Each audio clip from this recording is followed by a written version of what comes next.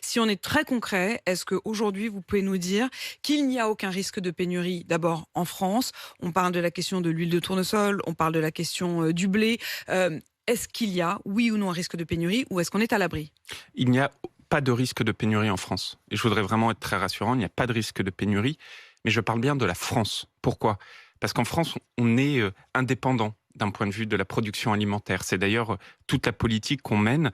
J'ai toujours mis cette indépendance, cette souveraineté alimentaire comme la vision politique du ministère dont j'ai la charge. En revanche, mon inquiétude majeure, c'est la pénurie à l'échelle internationale, notamment dans certains pays partenaires. Je pense aux pays du Maghreb qui dépendent beaucoup des importations de blé depuis la Russie, depuis l'Ukraine, qui au même moment subissent une sécheresse absolument terrible. Et vous prenez un pays par exemple comme l'Égypte. En Égypte, le pain, c'est un élément essentiel. D'ailleurs, en arabe égyptien, le pain, c'est le même mot que la vie. Les Égyptiens dépendent à 80% des importations de blé russe et ukrainien. 80%. On voit aujourd'hui qu'il y a une tension majeure sur l'approvisionnement en blé.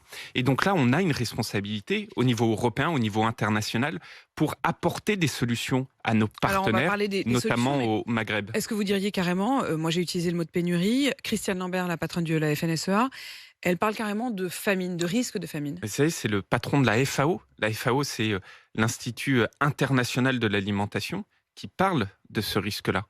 Moi, ça fait des semaines que je mobilise au niveau européen pour apporter des solutions à nos Quelle partenaires. solution?